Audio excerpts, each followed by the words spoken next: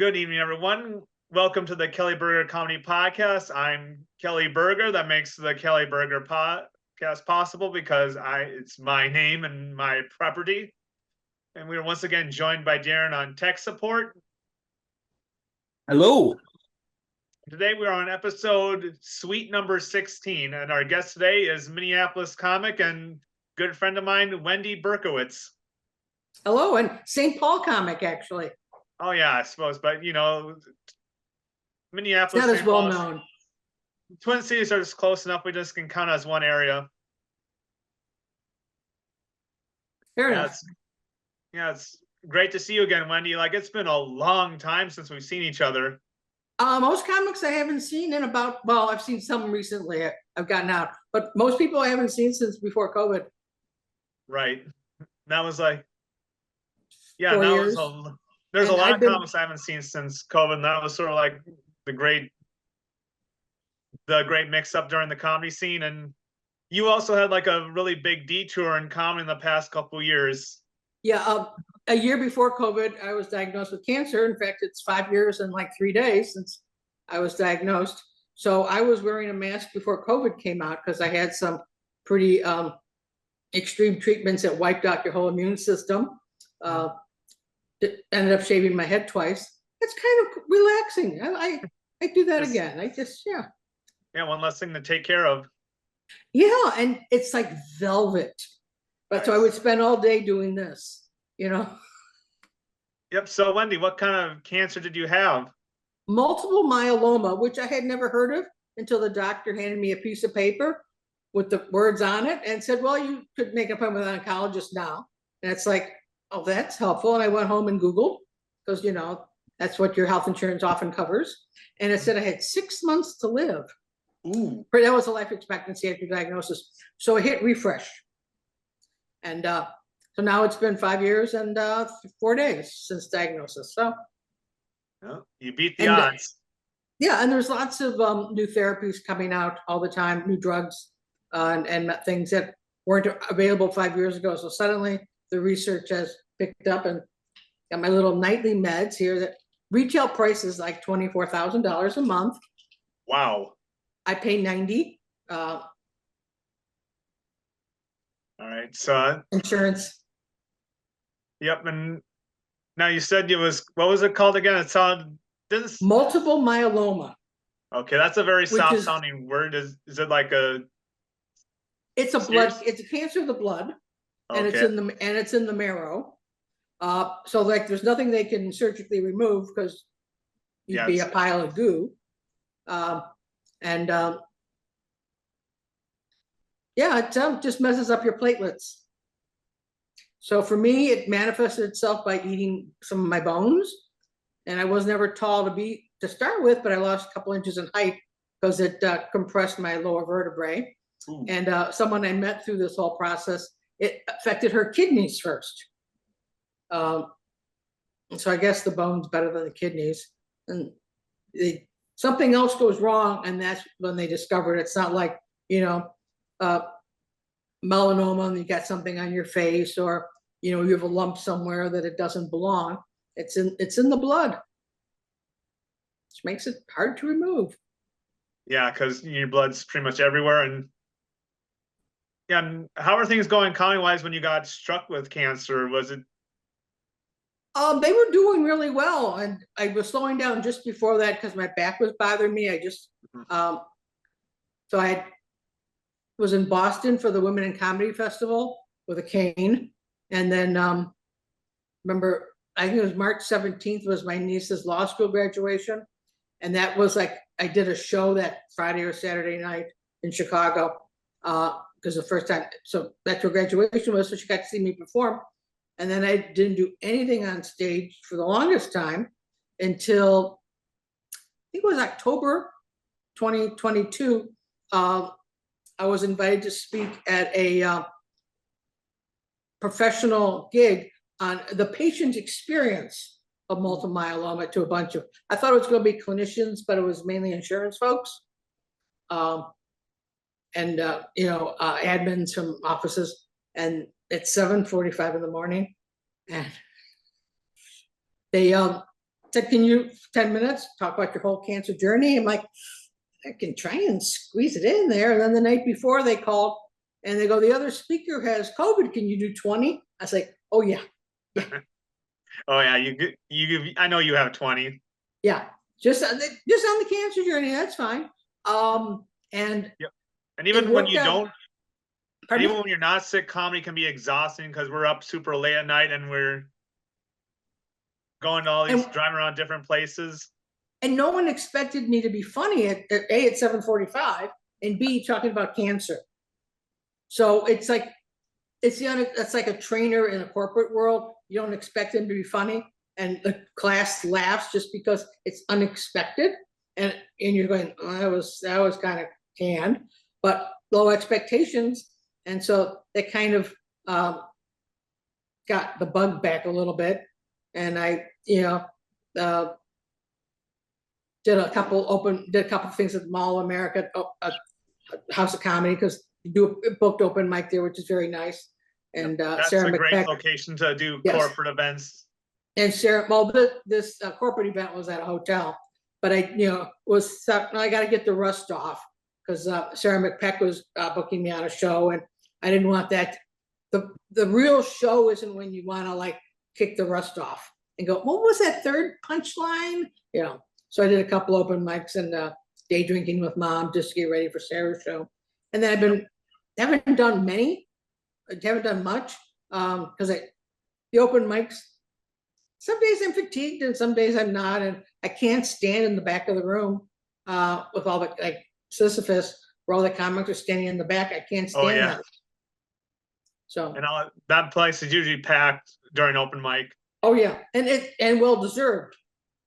Though I haven't been there since it's changed, but I'm sure it's still as rich as it used to be.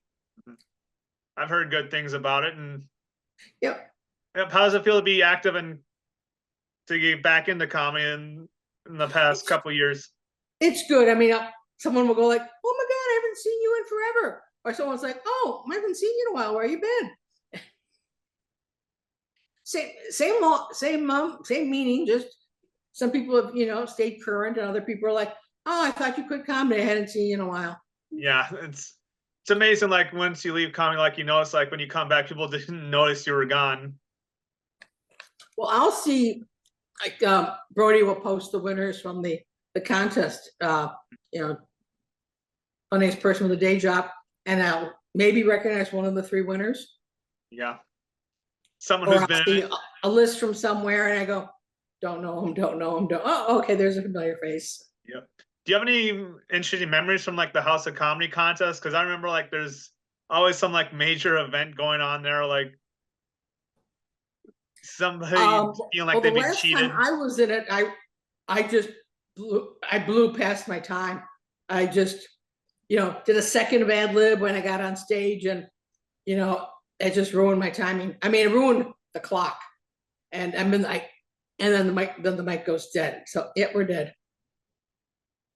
And last year I ended up judging one night. Brody needed a substitute. Judge dropped out last minute or early in the day before, and so I filled in on judging. So it was a different perspective, and it was good. Pardon me? How did it feel being a judge for the contest versus? Well, I'm not a native Minnesotan, because native Minnesotans are they're very judgmental. The hard part of being a judge is, you have the first person and you're like, well, I can't give them 10s and I can't give them 1s unless, it's obvious. And so you're setting your benchmark for all the other comedians to follow. And it's like, so it's harder than it looks to try and be equitable. And I kind of wish you could have, and after each comic, the ballots are collected. And I kind of wish you could have all your ballots and go, no, that person had a better stage presence than this one. And they should be rated higher. Yeah. What was your criteria for grading like the comics, like the stage presence, material, and like how they delivered? Well, part of the stage presence, if they were up there with a note card, that took off stage presence. I understand a note card. I'll sometimes, have, 6 or 7 things on a dot point on a file card in case I forget. But on the contest, That's not stage presence. Yep, this is you're bringing out your polished material, and yeah, and It's 5 minutes. You should, yeah. I mean, and I also mean, usually with the time House of clock. Comedy contests, they have Right. like celebrity judges who weren't active in comedy before, and it was I wouldn't say that I don't know, there are 6 judges maybe my night. I wouldn't say anyone was a celebrity. Mhm. Though we were all considered celebrity judges. Yep. But it wasn't, I don't think there was, there was no basketball player, there was no radio hosts. I remember. Yep, I remember one year they had like one of the lead singers. I forgot the band's name. It was, I think, Soul Asylum. He was one of the judges. Feel like I think I'm gonna get grilled by Brody for not knowing this musician's genre or band Yeah. name. And yeah, and also a lot of people take the contests. I mean, it's an opportunity for exposure, and people think it's like it's the make or break their career, but it's just a stepping stone, an opportunity for exposure. And the first round, if you got, 15 people from your office, uh, who they can really swing the audience reaction and get you tens there, and you make it to the second round, and your 15 friends aren't coming out a second time, they've seen it. So the first round, you have, I don't want to say fixes in, but it isn't all material based, but the audience reaction can play a big role. Mhm. And also, like the purpose for the contests, like they take place in spring and summer, it's to bring people in. Fill the seats when they wouldn't be filled otherwise. Yep, and it's a good opportunity to film a good set in front of a hot crowd. Oh, I know the times that I've gone there for the finals, the place had been packed. I didn't go the final. I mean, so I went 18, didn't go 19, and I didn't go since then. I mask a lot still because my immune system's low. Mm-hmm. I could get a computer virus just talking to you. Right, I'll keep my distance. Yeah, and yeah, you mentioned before you were in the Women's Comedy Festival in Boston. Like, have you been active in any more comedy scenes besides Minneapolis? Yeah, I think I once counted the states and I've lost my little slip of paper. Maybe I've done a dozen different states, but Women Comedy Festival, they haven't had it since 19. 20 got canceled. They weren't sure, no one was sure, how long COVID was going to last. We were promised it would be gone by Easter. And they didn't do it in 19, and they said they didn't do it in 20, and they said everyone who got approved for 20 was going to be in 21, and they didn't have 21, and I don't think they've had it since. But I did that festival 17, 18, and 19. It was wonderful. Yeah. And then in 18, I did Women in Comedy in Detroit. 2 festivals I was invited to in 19. The timing was wrong. The Midwestern, I had the names kind of messed up. It was a Midwestern gay one that was Cincinnati or somewhere, or Louisville, somewhere around there. And then another one that was in Wichita. And I just was too sick to go. And I had bought the ticket on Delta or whatever to go to Wichita, but I didn't cancel it. And I said, because if Delta changes the flight by enough, I can get a refund. Ooh. And then I get to notice that the flight times changed. So I called Delta and they go, it's a 3-minute change. It's like, oh, okay. Yep. Did you meet any interesting comics at those festivals? Like I looked up the one in Boston and had like Rachel from SNL on it, headlining it. Shoot, I can't think of her name. I know she's so recognizable. She's played multiple characters someone on 30 else. Rock.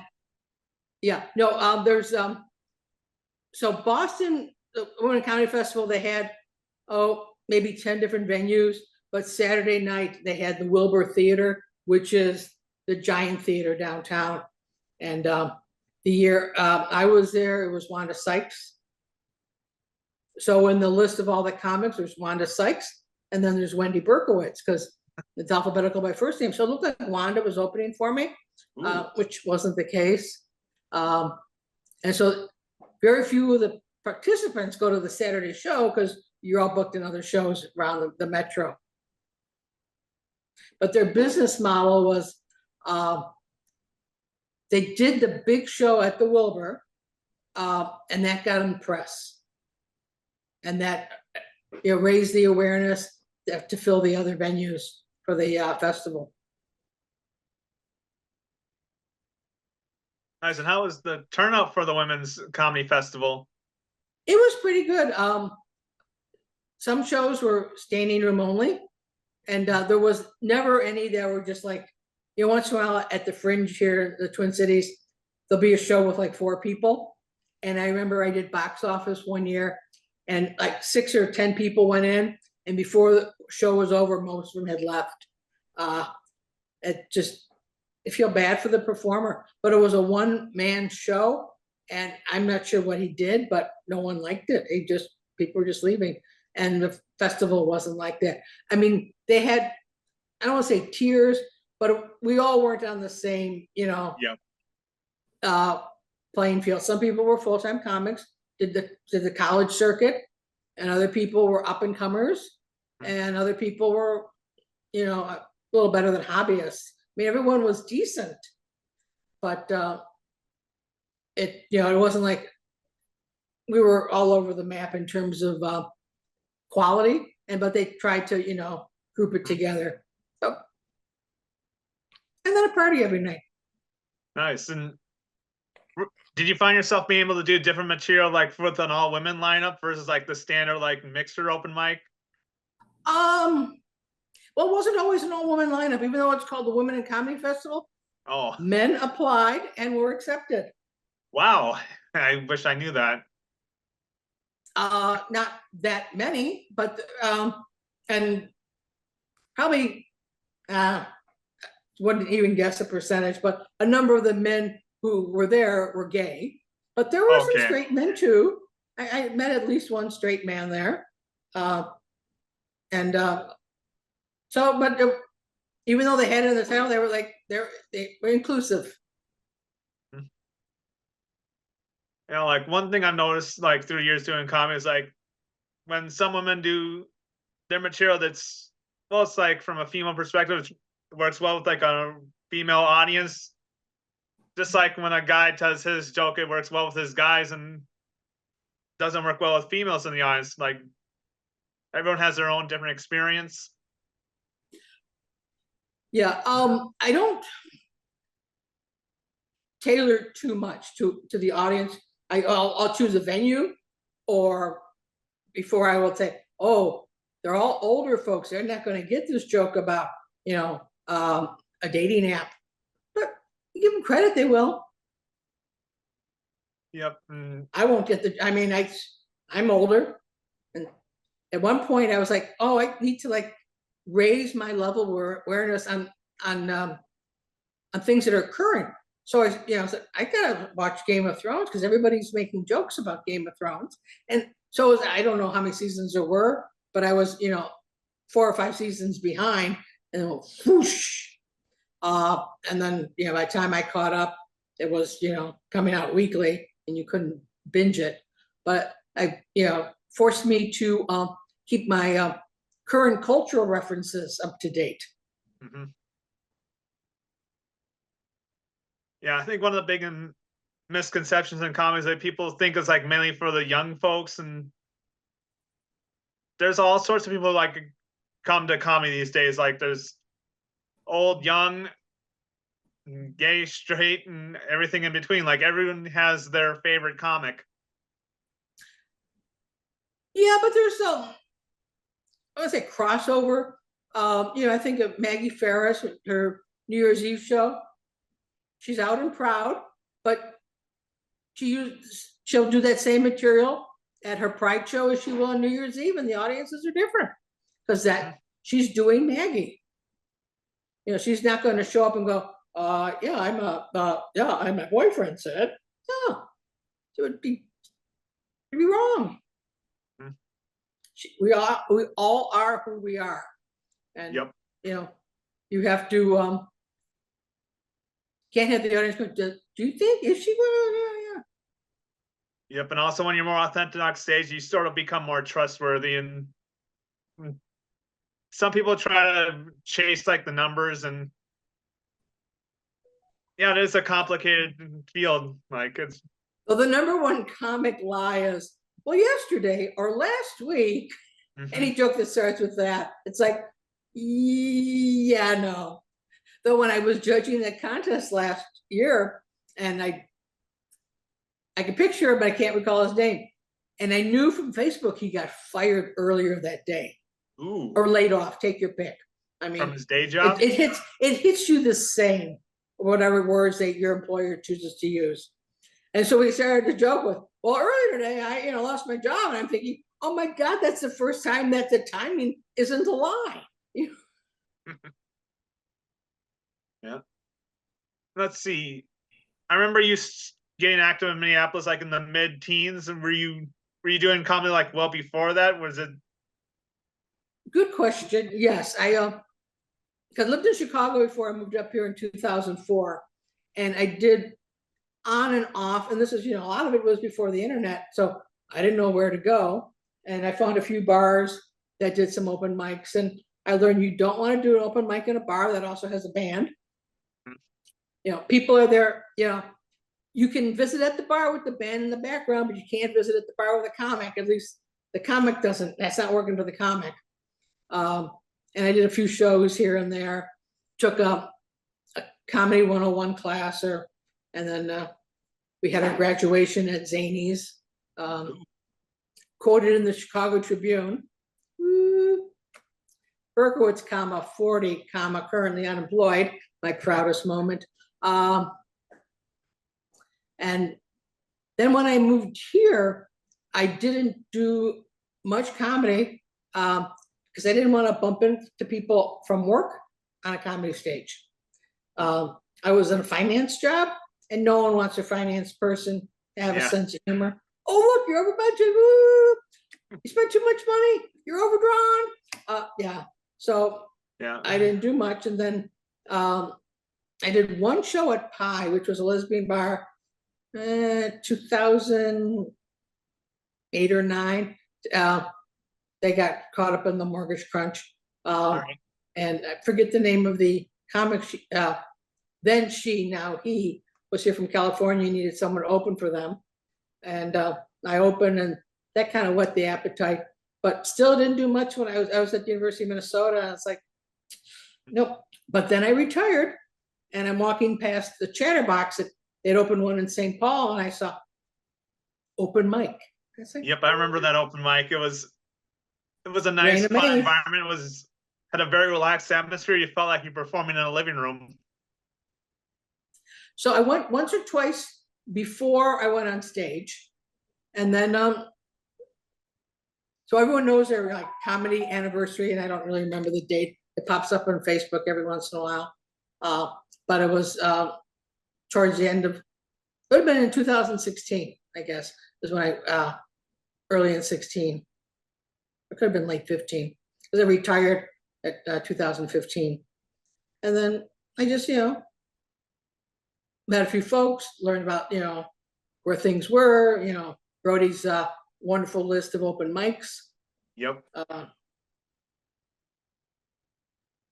Meeting different people, you and dozens of others, like, oh, this one's good, this one's bad, or whatever, or people to chat with as you're waiting for the 104 people to go up on stage. Yep. I want to get back to the subject of like you were doing comedy before the age of the internet. Like, what was it like what was it like finding open mics before Facebook? I know. There were some weekly. You know what a newspaper is? I don't. Yeah, I remember what those used to be. Sometimes it'd be a weekly entertainment thing, and that you see something listed. But yeah, because I lived out, I didn't live in Chicago. I lived in a burb, so it's kind of like saying I lived in Lakeville. It was 30 miles from downtown, and so I wasn't. I wouldn't see a sign in a bar window. Though a couple suburban places did some open mics. a couple yogurt place I think did one. It was kind of strange. And Zany's, the one they had one out in the suburb called Vernon Hills. I have the VHS tape of my first time back on stage. Yeah, I don't have a VHS player, but I had the tape. Yeah, and I suppose like once you go to one, you sort of get word of mouth saying like, oh, there's this other one here, another one there, and feel like back then it was like more secretive. It was less flooded than it is today. I don't know about less fun. It was less crowded in a lot of ways because there wasn't the communication. And here, I haven't observed it firsthand, but people who say that January gets busy for open mics because people made a New Year's resolution to get on stage. Yep, I remember that's usually when it was packed. Acton was packed with new people doing their New Year's resolution. I start comedy, and they try it for a couple of things, and then they realize, oh wait, this is not the thing I imagined it was going to be when I was on television. Or the 3 funny things that they said at work one day that got a laugh, and then they're like, I'm out of stuff. Or that you just don't get that joke because you don't have a Xerox machine at your house. Yeah.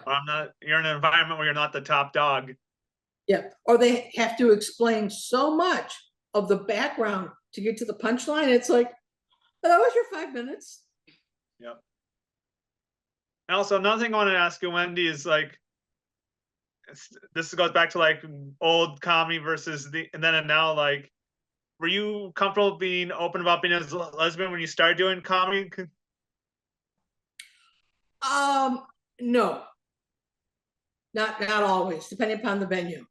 Yep. Like out in the suburbs, which I'm not saying if I drove, I still get back to that area because I have family there. I'm not saying there's Trump signs, but you just don't know. I mean, so there was some caution depending upon the venue in the neighborhood. Yep. I gotta imagine like it would be kind of stressed, well, let's see, risky doing it like in the age before marriage equality. That was or maybe like the 12, scenes were more supportive. No, I don't think that made a change actually. In terms of the marriage equality passing, people who thought it was a horrible thing still think it's a horrible thing. But I mean, I was not out at work when I worked at a pharmaceutical company. I wasn't out at work, so I wasn't going to be out on stage. Yeah. Yeah, and also, let's see. And now it's, well, everyone's more open, and it's, let's see, I'm trying to delicately put this. Go ahead. Forget the delicate. Okay. Yeah. I was just going to ask, don't violate your rules. I also want to ask your experience, like what was like growing up a lesbian, like through the years, seeing how things changed over the years, like what it was like not then versus now through your perspective. I worked for a big pharma company. We had 2 campuses, and then there was the field, and there was about 1,000 people in each of the 2 campuses. And when I worked there, I couldn't have identified a single gay person that worked there. Having left there and seen them later after we were both gone, it's like, oh yeah. Nobody was out at work. And people, I remember on one business trip, amazing the jokes and the rumors that still spread before there was an internet. There was the whole Richard Gere and the gerbil story. Oh yeah, that rumor. We didn't even have an internet then. I don't know how that spread so quickly. But I remember 2 guys I was with were just making jokes about that, left and right. Yeah. And the currency in Belgium before the euro was called the Belgian franc, which is abbreviated BF, which other things are abbreviated BF, and they made that connection. And it was like, Yeah, it's all before the Me Too. I mean, it's just the jokes that people made would just get you a trip to HR now. Mm-hmm. But we know in comedy there's no HR department. Yeah. But this was a subsidiary of a Fortune 500 company. Yep, and I think more people are complaining about comedy these days because it's sort of more open. Like the internet is going, a certain joke that would work in like a small room is just now going everywhere. Could you repeat that? Let's see, I would say like, let's see, I think one of the reasons why people are getting more uptight about comedy these days is sort of like comedy used to be like in a small room, and now today with the internet and everything spreading, like a joke that would be said in like a small room can now go everywhere. So everyone gets to hear it, even though they don't want to. A recording and a post, absolutely. And even now, the little AI could be changed totally around to be something different that you didn't say, or only half of what you said gets posted. They take something out of context. Yep, and that's why some clubs, like when I was down in Austin, they would lock up your phones. Yep, and I also want to ask about some of the shows you did in Minneapolis, like, for example, Pussy Control. What was that Oh, environment that was like? ages ago, yes. What about the show? Down in the Let's basement, see. the Comedy Underground, yes. Yep, it was. CCU.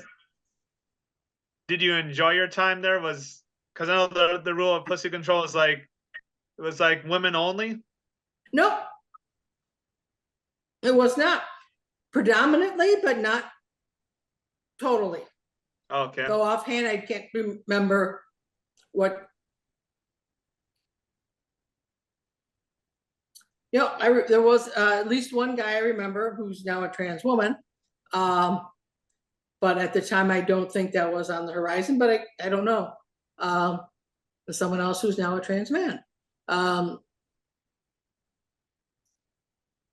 no, I think like other some male comics, but I think Raina tried to like equalize it because you look at the poster, which we call them even when they're all electronic, for show, it'll be like dude. Yep, it's. And so, and I don't know if you asked any of your male comic interviewees whether about the dude on a Yep, that's poster. how. Because most people get surprised. Like, yeah, it's mostly predominant guys who sort of do comic because, well, that's most of the guys who are coming out to the open mics to do it, and I think the purpose of Pussy Control is like give like a highlight to the women and minorities in comedy. And also, there's a show. It's at Bryan Lake Bowl. That Uproar. pardon me, yes. That basically anyone but a straight white man can be on. Yeah, and also that's their room, and But if you want to claim that you're not a straight white man, but introduced that way, they're not asking you to prove who or what you are. You could say you're 1/10 Chinese. Yep, and I know some guys were complaining about like, oh, they won't let us on this mic. Well, you can always go to Acme on that same night, and yeah. I'm gonna talk about it. I know. And also, So there's a steel plant, a tiny fabricator on Hiawatha in St. Paul, and it's called Acme. I don't know if I still have it as a screensaver. No. I took a picture of it, just a red brick wall, and Times Roman fonts is Acme, and I took a picture of it and I posted on Facebook one day saying, "What time sign up?" And then in New Orleans, there's a famous place for oysters, rather. It's called Acme, which I almost bought the hat. oh, the there's an oyster company in New Orleans called Acme. It's a restaurant that's been around since the first oyster was found. And I guess they have a satellite location in the Harris Casino, which same menu, probably doesn't quite have the ambiance, but less of a wait to get in. And the guy behind the bar shucking the oysters with the, I assume he was wearing the special gloves so you don't, lose a digit, but he's probably has carpal tunnel because he's just all day long. Yeah, and I suppose at the Acme, the oyster Acme, you can find a pearl and a clam, and at the Acme in Minneapolis, you can find a pearl of wisdom and comedy. Yeah, I don't know how that works. I don't know if that Shecker gets to keep him or not because he sees them first. Yeah. Yeah, and also want to ask about some old Mike memories, like your experience. Like, remember bunnies and going to that open mic? Yeah, what I always found fun about bunnies was when the taco bar came out at 9 or something, Yes. and it seemed like every comic who wasn't even there for the sign up at 8:58 showed up for the free taco bar. Yep, and then later on they had to have a rule for that, saying like, "Hey, you had to have a beverage free or something." Tacos. Yeah, comics and free. It's just like, yeah. Mm-hmm. They're gonna need it. Well, for as much money as you make doing an open mic, that was in a nice little closed off room where people could concentrate on the comedy. Yes, that was yes. It was a little small, but it worked out nicely. Yep. Yeah, and Trish did a good job hosting it. Yeah, she's hosting something else. I didn't catch all the details. I think it's a book open mic. There's another name for that, which is what I did out in Wayzata, because I figured no one was going to drive out to Wayzata on the chance of getting on. Oh, so I remember that. So I did. That was the mic you used to run. Pardon me? I remember the mic you used to run in Wayzata. Yeah. So I forget how many people I had on, but I did, pre-booked, and then I had a couple of spots if someone showed up, which I think of all the times it happened once. I said, "You'll get on, you'll be fine." Yeah. Yeah. I remember going to that. I got it was right next to the lake. Yes, it was a lovely venue. And I forget the name. I have what they call chemo brains. I forget names here and there and other weird things. Can always remember the word aphasia, which is losing the word. I can remember aphasia, but I can't remember someone's name at times. But he had done Wayzata, and so he remembered me, and I had to go back to some old notes and say, "Oh yeah." I don't remember Wayzata. I think over maybe like 100 comics over. It was kind of cool that way. They lost it with COVID. Just couldn't make it. It was a beautiful, lovely build. They did a very nice job in their interior. And they're nice people. Oh, they don't do any shows out there. They closed during COVID. They're no longer in business. I know they were trying to do a distillery too, and there are all sorts of licensure problems. And I know someone was explaining it to me once, because I get into the businessy side on the because that's my background. It's like when I was at Women in Comedy Festival, I'm talking to the organizers, trying to figure out what they're doing, how was the sausage made, and it goes back.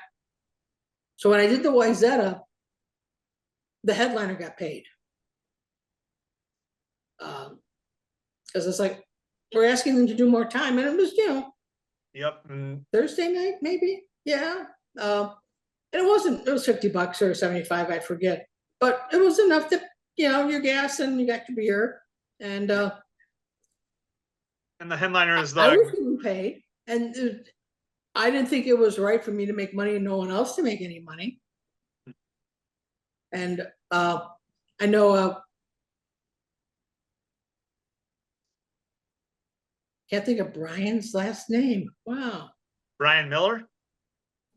Hmm? Yes. Is it Brian? Yeah. Yeah. He did a long post once about compensation. Mm-hmm. And or like if some comic who had 30 minutes, if they had every post-it note and every file card and every page of their notebook, could maybe do 30, but it'd be all choppy. And they'll, someone at work will, hey, you want to do the Christmas show? And they're like, sure. And they'll, $75, which, isn't what you should get paid for a Christmas show. And then they would bomb or just not be great. And the company's like, we're not having a comic again. Hmm. Yeah, for $75, you're not going to have a good holiday show. Yep. You get what you pay for. Yeah, people would, underbid because it was money and then ruin it for people trying to do it professionally or just doing things for free because it's exposure. And I don't know about you, but my credit card bill doesn't get paid by exposure. Right. It's a felony in some states too.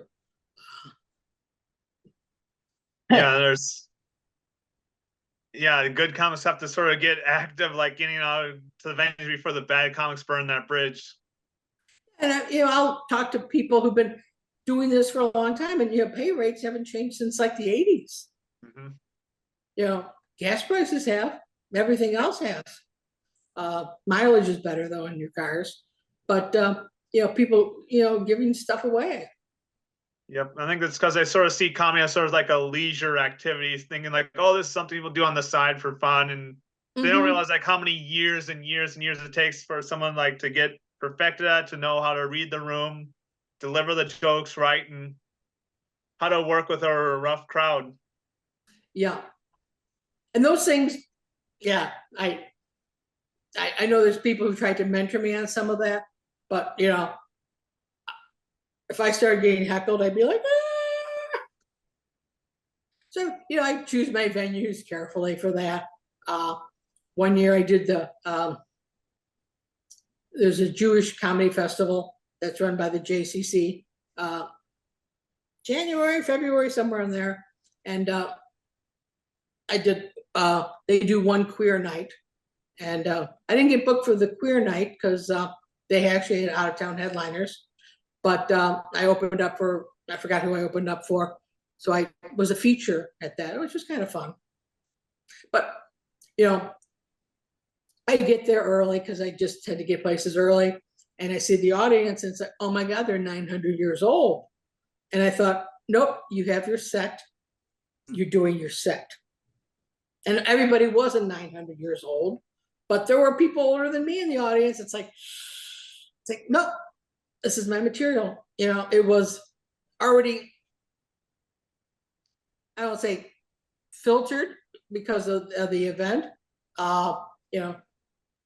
It's like, oh, I get to finally do all my Jewish jokes, which I don't do those around town because nobody gets them. You don't know what an afikoman is, right? Yeah. I don't know what that is. So you would never know to laugh. So I, but all the jokes that I've been telling to my, Jewish friends over the years is like, oh, I can do them. And they work there. But it's like, and I forget what joke I had that, jokes that had maybe some double meaning or whatever. It's like, nope, this is my set.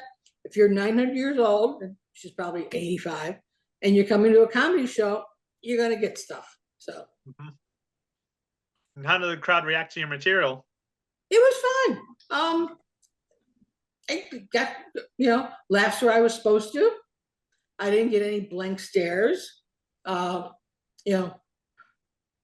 rehearsed, it was a 20-minute set or whatever it was, probably rehearsed, 25 or 30 times at home in front of the mirror, holding up a comb, pretending it's a microphone. You got the timer there. It's like, okay. I never budget laughter into the 20 minutes, but it's been okay though. Nice. Right. Someone recommended me for a feature down in Eau Claire. And I went back and forth with the comic. We agreed on a price, and I went down. It was 30 minutes. I said, "Oh yeah, I got 30," and I had plenty of time. And I did my little over 30 minutes, and I said, I forgot. I go, it was the first time I did 30. He says, "You didn't do 30, you did 35," and it was very good. So you were able to stretch it out.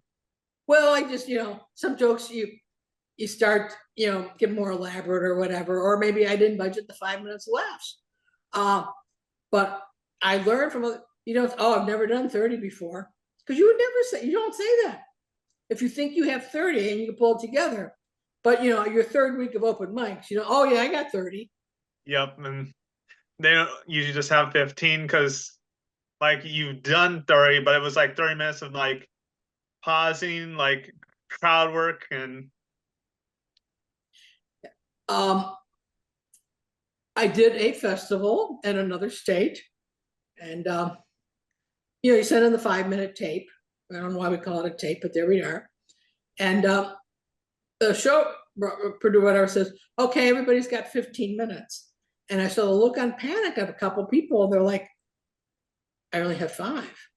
And they're going through their notebooks to try and pull 15 minutes together. And no one got lit because everybody was like, last words are, "Well, that's my time." No, it's not. That's all your stuff, And on the review form, I think it's good festival asked for some feedback. It's like, let people know how much time you expect from them before the night of the show. Because some of these people, they had a great 5-minute tape, but they did not have a 15-minute set. Yeah, that's a good and important thing to know. I got lit. Yeah. Nice. And I said, no, everybody else didn't use all their time and staying up here a little while longer. My sister was there. A friend from high school was there, a friend from college. And I joked beforehand. I put Facebook memory came up. And I said, this is going to be really awkward for my sister's going to find out I'm gay. And someone thought I was being serious. That, oh, she doesn't know? Well, maybe you should talk to her before the show. It's like, she knows. Yeah, family usually knows that stuff instinctively. Yeah. Maybe it's kind of like when I would bring women over for Thanksgiving, maybe that was a giveaway. But people thought I was serious. And I really just have to start doing J/K more often, Like the time I said, oh yeah, it's afternoon, I'm going to Hobby Lobby, then I'm going to Chick-fil-A. Someone's like, no, you can't do that. And someone's like, she's not. All right. Yep, and you've been back in comedy in the last couple of years. Like, have you noticed anything change in the Minneapolis scene? Haven't gotten deep enough into it to say, because I've done, for me, like the ratio used to be open mics and book shows. And now I'm doing book shows and open mics. And so if I have a book show, I'll try and hit a couple of open mics, like I say, to kick the rust off. So I can't, because I'm doing different things, I can't identify what's changed and what hasn't. I've changed probably more than the scene has. I know Wendy Mayberry was running a workshop at the House of Comedy.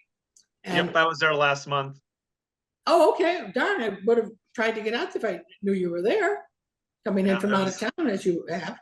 And I remember we had the workshop at Joke Joint, and I'm happy for feedback, but I want feedback from someone who knows what they're doing, either instinctively or from experience.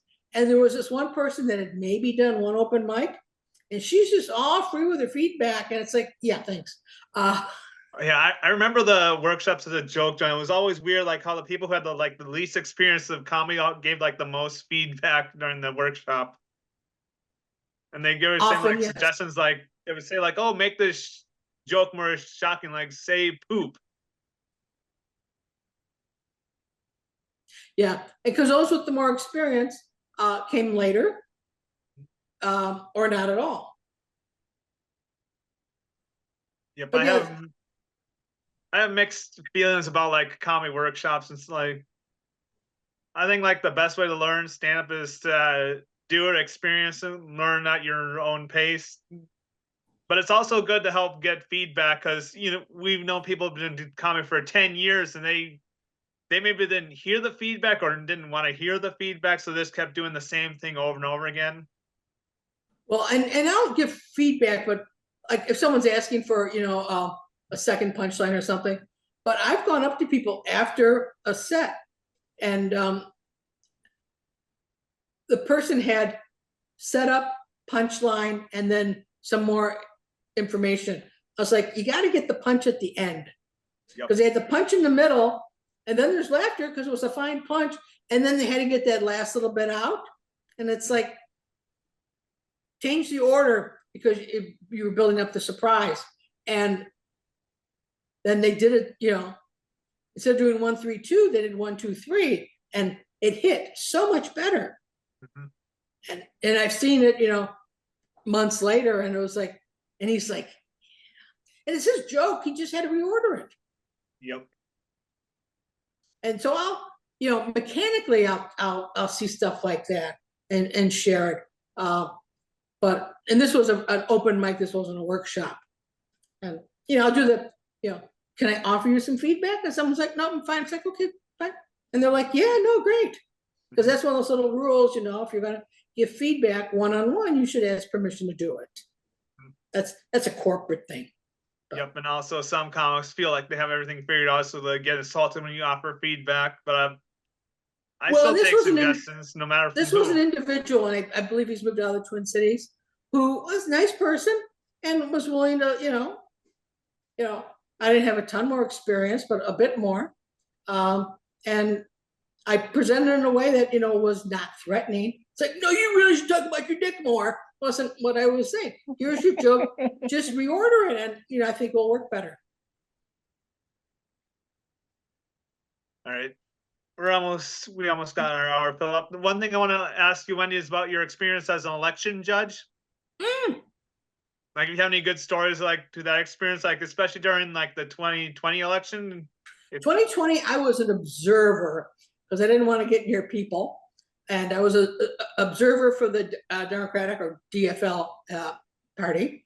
And when you're an observer, you can't talk to anybody except the head judge, and you have to be away from people. So I was like, yes.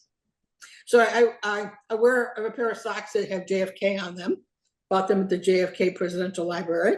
And I wear those whenever I do election work because he's not running for office. So perfectly legal.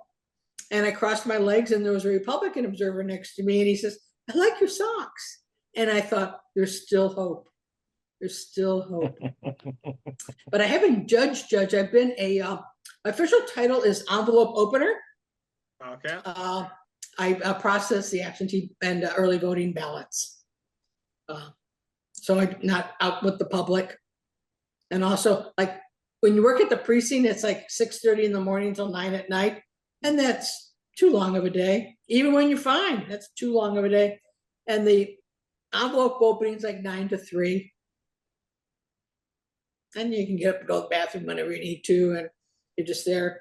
I wear gloves, not because of cooties, but didn't get paper cuts anymore.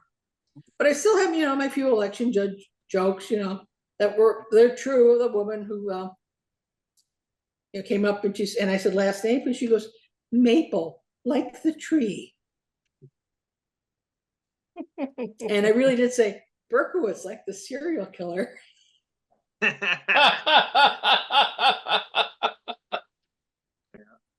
added the because she didn't do like the tree, but that makes the joke a little funnier, Mm-hmm. But that's what I said to her. And then I did early voting. This was all before COVID and all. And the head judge, we were all a friendly group, and I said something, and she made a remark about, oh, that's right, you're a comedian.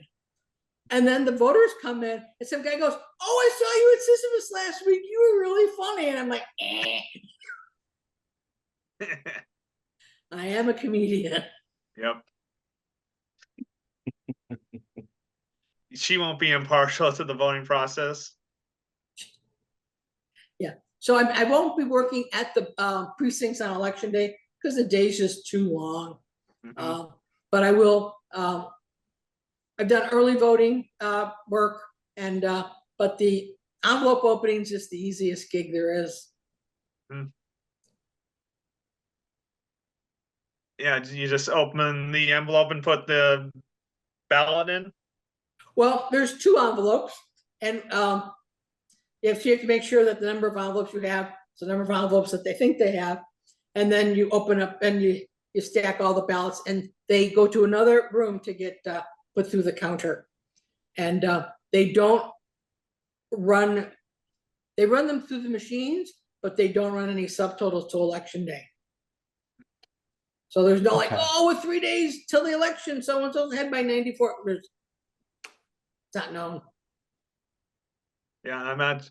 I suppose like we need all the volunteers we can have for that, because I think people expect like elections to be fair and balanced, but I know there's always a factor of human error that can throw an election one way or the other. I can't speak to 49 other states, and I can't speak to any other county other than Ramsey, but the checks and balances and validations, no one's bringing in 10,000 ballots in a briefcase and having them run through the counter. Each precinct has to count how many people, now it's on iPads, how many people signed in to vote. How many ballots do you have?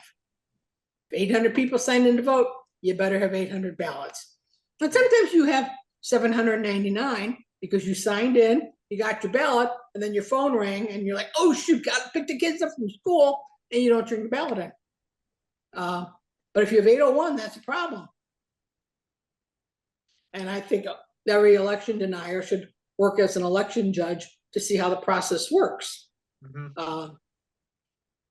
Because, you know, yes, you can have a precinct that before the election, there was 1,000 registered voters, but there's 1,010 ballots. But people in Minnesota could register the day of the election. So you can have more people vote than were registered at 6 a.m. on election day. Some are registered by 8 p.m. on election day. Because not every state lets you register on election day, but Minnesota does. Yep. And what are your feelings like on when 2020 when they had like the mail-in ballots?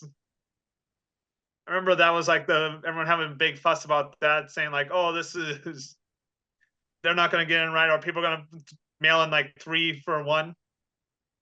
So having opened up probably over 1,000 ballots, I remember on the maybe it was November 2022, someone mailed in their primary and then their general election ballot in the same envelope. It's like, yeah, you're a little. And what you can't do, if you have a household with more than one person, each person has to put in their own envelope. And I never ran into one where there was multiple ballots in an envelope. I'm sure it's happened, but I never ran across one. And then there'd be people who change the vote and put liquid paper and then close it up. So now they kind of glued it. And those had to get remade with 2 election judges, one from each party. But I mean, there were very few, I don't remember any specific ones where a ballot goes disqualified. You know, like if you voted in person and you voted for 2 people for US Senator, and when you're in the precinct and you put it in the counter, it's going to kick back, say, you can't vote for 2 people for Senator. If you do a mail-in ballot, you don't get that beep. They just go up. You didn't. Neither one got voted on. But if it went to a recount, then they would have to adjudicate that ballot. It's like, which box did he really mean to check? And sometimes you can't tell, you know. And so they're both colored in, but there's an extra one. Well, did they put the X because that's the one they want, or X because that was the wrong one? And that's, you know, what took so long on the Al Franken recount back in 2010, I guess. I think it was 2008. I remember that election because I got Yeah. my picture taken with both Al Franken and Mark Norman. I used to see Al at the rec center at the U. I think he was played handball. I've never seen legs that white. I thought I was pale. Oh my God. But I think he so follows you by have the comedian rule, like no shorts on stage, and he takes it to the next step, like no shorts for life. yeah, I mean, it was the rec center. It was kind of funny because I go there on occasion, and students just assume you're faculty if you're an adult on campus. And faculty is like one of the smallest employment groups, you know. But they're like, they'll say, oh, no, really, you can use that machine.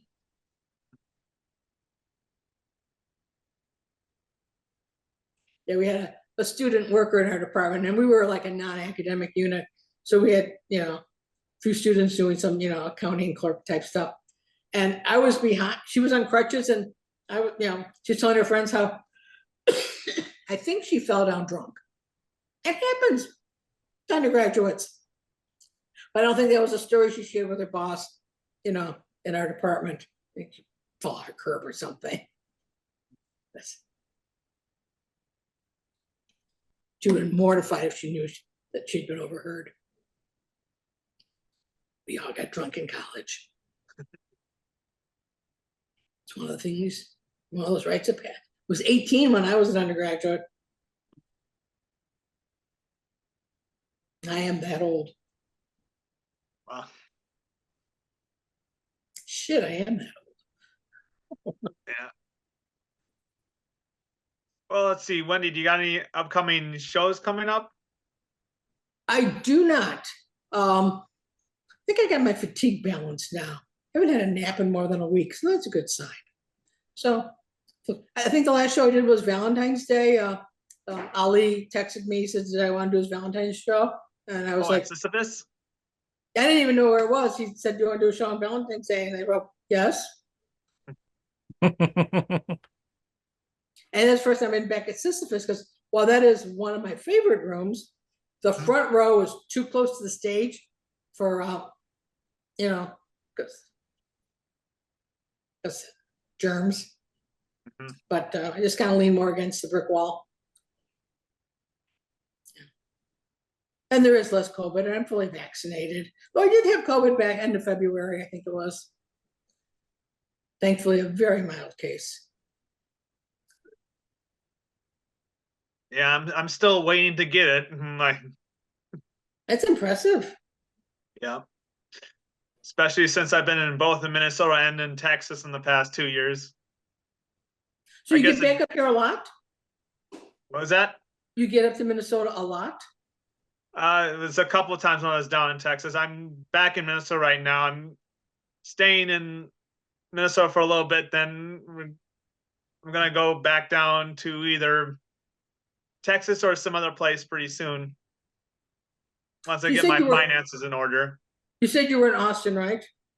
For 2.5 years. Did you know, had you run across Kai Krebs? Kai Krebs? No, I haven't. Okay. No, he does comedy down there. Realizing, you know, it's a big and small community all at once. Yeah. Austin got really big in the last couple of years. I met him at the Women Comedy Festival, and people say, where are you from? And he'd say, Austin. And everybody heard that as Boston. And they're like, oh, this is going to go on the whole weekend. Because they do sound alike.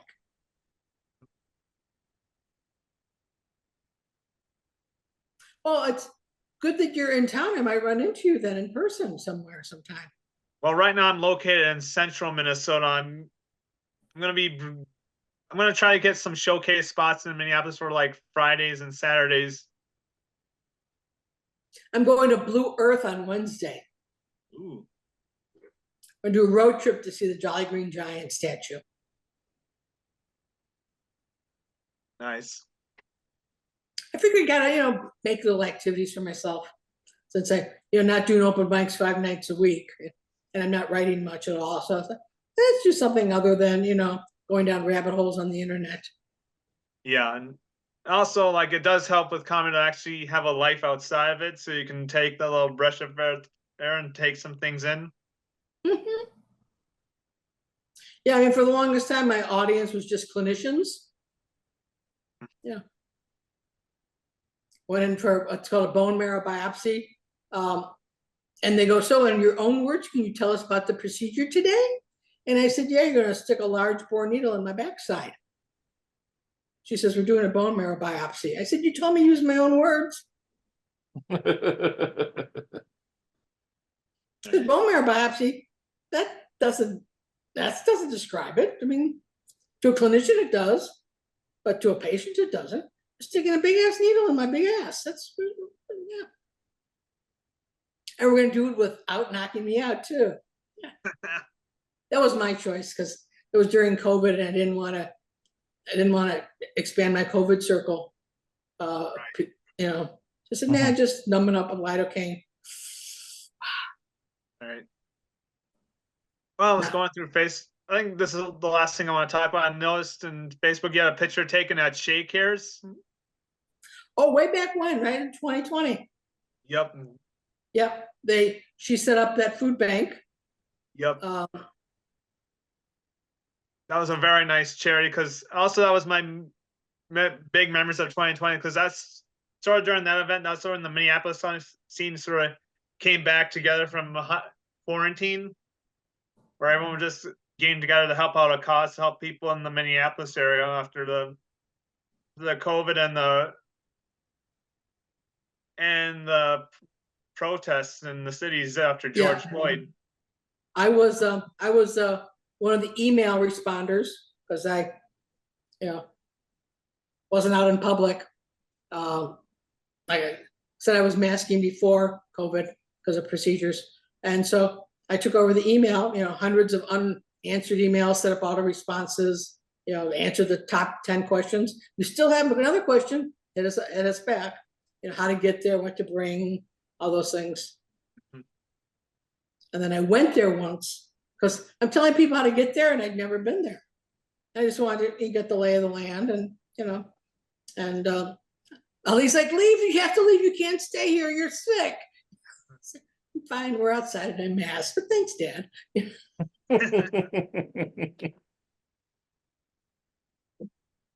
Yep. Did you do Shea Webby's showcase show at the volunteer site, the Shea Cares comedy show? I did not do that. I remember reading about it. I don't, but I don't. I think it was still I'm not doing much in public. It was in December of 2019. They literally wiped out my whole immune system. Ooh. To do a treatment. They're going to wipe out your immune system. They're going to take some of your blood, and they're going to give it back to you and hope that it's better than the blood that you had. So they kill everything in your marrow. Ended up with pneumonia twice. The picture with like 10 strands of hair. It's like for the first time I was like a full dinner was like an ice cream scoop of pasta, and I was full. That's other than that, I'm on steroids and I've just been packing on the pounds and yeah. I get cancer and I gain weight. It's not fair. Yeah. Must be the one upside.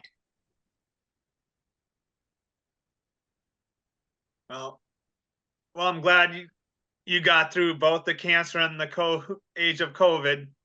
Yeah. So yeah, I'll pick. Of course, that comedy does tend to slow down a bit in the summer, but look about what's going on with what. Well, once I get more active in the Minneapolis scene in the next couple months, hopefully I'll see you around. Yeah. It was great having this sit down with you, Wendy, to catch up and see you again. I enjoyed it too. You do a very nice interview. Thank you. I'm hoping to do more of these in person, because over Zoom there's a little bit of a time delay, like having that awkward like back and forth, a little bit of delay, saying like, okay, I'm gonna respond to this person. And also like the reason I'm doing this podcast in the first place is to exercise my interview skills and talk with people more often. Because I think if you remember before, like earlier when I talked famously about my autism.